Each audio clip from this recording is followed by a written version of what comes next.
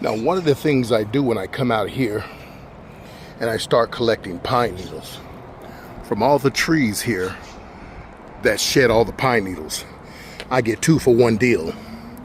First of all, I collect the pine needles because I'm a beekeeper, and pine needles are great for beekeeping, for the smokers. The second deal I get is that the tree releases a lot of resin. This is resin, so it's like a wax mixture of, the substance that the tree releases, the pine tree. Sort of like, the bark that you see on a pine tree, okay? And it produces this resin, which is very flammable. So I get a 2 for 1 deal, so I'm able to use this in my campfires, bushcrafting. I collect a lot of this stuff. I got a literal about 22 liters of this stuff in a black yellow top tote. And so if you go through really carefully in the woods, in the wilderness, you will find, even in your local cities and parks, that it will produce this resin. But it don't stay there long enough, because there's other people that you don't know about that know it. And you know that because you don't find it there underneath the pine trees. So I'm collecting it today. Just wanted to throw that out there. Don't just pick the pine needles. Make sure you grab all the stuff that looks like this. These are good too, okay? Especially when they're dried out. Okay, I like to collect these too. I like to collect normally the larger ones. But anywho, just a lesson. And just to reiterate, the tree produces this when it's healing wounds. And so it's not going to hurt you to pull from the tree. We collect a lot of things from pine trees. Okay, we collect some of the bark that produces resin called fat wood, so that we can easily start fires. You can pull this from the tree. It has all the resin in there. Look at that. Isn't that amazing? And so let me grab a piece from the tree and I'll show you what I'm talking about. And see, not all of it is going to have that wet substance. It's still good, but the stuff that has dried has completely healed the wound. So what I'm going to do, let's look around, and you can pretty much tell what parts of it. This is a wet part.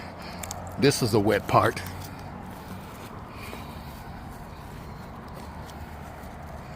You got a lot of wet parts up there, tons of it. But I'll get a small piece and show you. See how sticky that is? See that? It's like gum. This is a really, really good piece. A small piece, but enough to really start a fire. I'm going to show you folks what that's like also. But I'll collect one more handful of pine needles and stuff it in here, and we'll get to stepping. All right? All right. So I wanted to give you an example of how flammable these items are.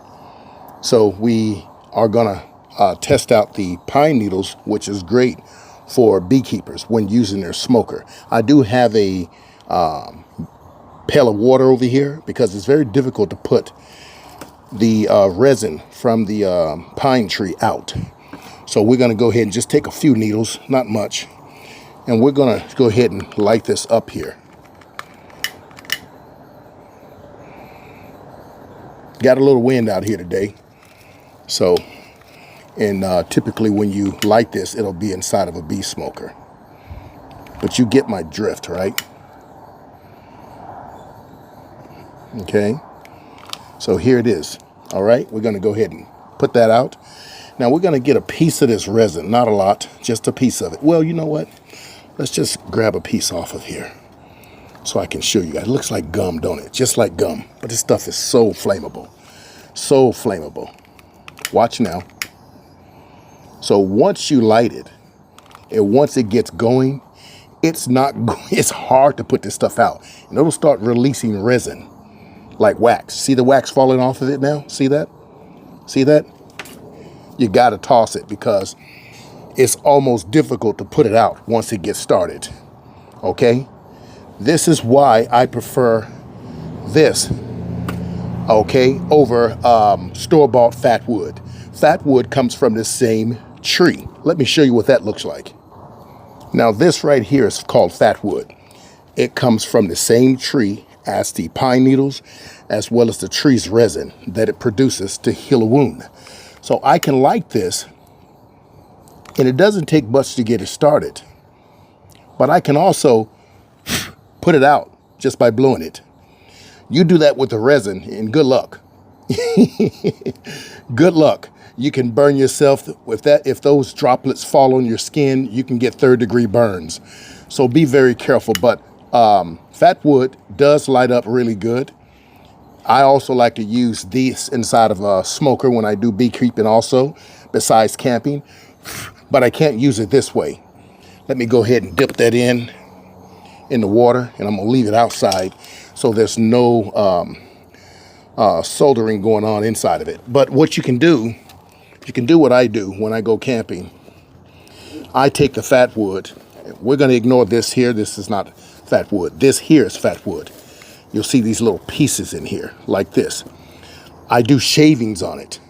And the shavings will be just like its cousins here, okay? So if I light this, okay, we got a little wind here. Let me get the wind out of here. All right. You can see the wind is hitting real hard, but you can get it to light also, okay? And this is better to use in smokers than the entire piece of fat wood because it's in small strips, all right? But nevertheless, all of these are cousins. All of these are cousins, and they're great for multiple uses.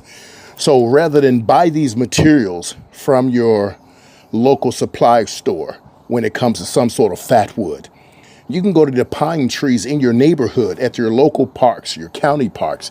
You can go everywhere, and guess what? Pick the pine needles, okay? But make sure you focus on this resin here. This stuff is extremely flammable, extremely helpful. I actually carry pieces about this size here in a Ziploc bag, about a good Ziploc bag, weighs less than a pound. And I stuff that into my bug out bag, my backpack, or wherever I'm doing, if I'm hiking or wherever, because you just never know. Because I can take a match and hit this, and voila, I can create a fire and keep myself warm just in case of an emergency. I just wanted to bring this to you folks, and I hope this helps. Okay? I really do hope it helps.